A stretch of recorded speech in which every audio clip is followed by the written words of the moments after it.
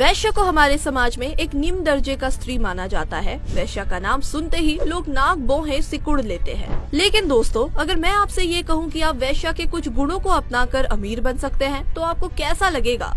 जी दोस्तों, आपने सही सुना। पौराणिक काल में असुरों के गुरु हुआ करते थे शुक्राचार्य, जो गुरु जरूर असुरों के थे, लेकिन उन्होंने इंसानों की जिंदगी के बारे में कई ऐसी बातें लिखी है जो आज भी प्रासंगिक है। आज चाणक्य नीति और विदुर नीति की तरह ही शुक्राचार्य की नीतियाँ भी काफी प्रसिद्ध है। लोग न सिर्फ शुक्राचार्य की नीतियों को पढ़ते हैं, बल्कि उसको अपने जीवन में भी उतारने की कोशिश करते हैं। इसी तरह शुक्राचार्य कहते हैं कि अगर मनुष्य को जीवन में सफलता हासिल करनी है, तो उन्हें वैश्य के 2 गुणों को जरूर अपनाना चाहिए। उन्होंने संस्कृत में एक श्लोक लिखा है, जिसमें वो कहते हैं कि वैश्य एक ऐसी महिला है जो दुनिया की सबसे निम्नतम महिलाओं में से एक है, लेकिन वो किसी की गुलाम नहीं होती। वैश्य बनाने के बदले में लोगों से पैसे जरूर लेती है, लेकिन उनकी गुलाम नहीं बनती। उल्टा वो लोगों को अपना गुलाम बनाने में सक्षम है। वो अगर चाहे तो सामने वाले शख्स को अपनी सुंदरता से वश में कर सकती है। इसलिए शुक्राचार्य के अनुसार वैश्य की तरह ही मनुष्य को भी किसी का गुलाम नहीं बनना चाहिए, चाहे उसे इसके लिए कितना भी धन क्यों न मिल रहा हो। इसे आप ऐसे भी समझ सकते हैं कि जैसे अगर आप कहीं नौकरी कर रहे हैं, तो पूरी जिंदगी आप ये सोचकर ना गुजार दे कि आप अपने मालिक के गुलाम हैं। आप अपने मालिक के लिए काम तो करें, लेकिन एक कर्मचारी की तरह, ना कि गुलाम बनकर। अगर आप अपने मन से गुलाम की भावना हटा देंगे, तो आप जीवन में सफल हो सकते हैं और काफी धन भी कमा सकते हैं। दोस्तों, दूसरी बात यह है कि वैश्य को कभी इस बात से फर्क नहीं पड़ता कि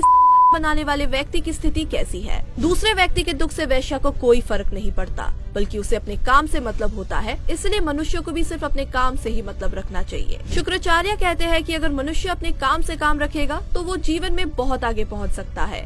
इस बात का जिक्र चाणक्य ने भी चाणक्य नीति में किया है। चाणक्य के अनुसार राजा के आगे दुख या भावनाओं का, वैश्य के आगे किसी की पीड़ा का, यमराज के आगे रोने का, आग के आगे चिल्लाने का, चोर के आगे गिड़गिड़ाने का, साथ ही छोटे बच्चों को समझाने का, भिखारी के सामने दुख प्रकट करने का और गांव के लोगों को परेशान करने वाले लोगों के सामने दया की उम्मीद करना बेकार है, क्योंकि इन लोगों को किसी बात से फर्क नहीं पड़ता है। इन्हें सिर्फ अपने काम से मतलब होता है और ऐसा ही हर मनुष्य को करना चाहिए। इनके अलावा संत तुलसीदास की चौपाई में भी वैश्य को गणिका कहकर संबोधित किया गया है। शुक्राचार्य ये भी कहते हैं कि अगर आपके पास कितनी भी धन संपत्ति क्यों न हो, परिवार को छोड़कर कभी भी इसके बारे में जानकारी नहीं देनी चाहिए, फिर चाहे वो आपके कितने भी अच्छे सगे संबंधी क्यों न हो। धन आपके जीवन में कई सुख सुविधाएं तो ला सकता है, लेकिन कई बार आपकी परेशानी का कारण भी बन सकता है। इसीलिए धन संपत्ति के बारे में कभी किसी को नहीं बताना चाहिए। ऐसा करके आप परेशानियों को निमंत्रण दे सकते हैं, जो आपको अमीर से गरीब भी बना सकता है। तो दोस्तों, कुल मिलाकर एक वैश्य जो दूसरों के साथ बनाकर धन कमाती है, वो भी लोगों को संकट काल में जीवन जीने की सीख देती है। उसके गुणों को अपनाकर कोई भी मनुष्य अमीर बन सकता है। आपकी इस बारे में क्या राय है? हमारे साथ अवश्य साझा करें।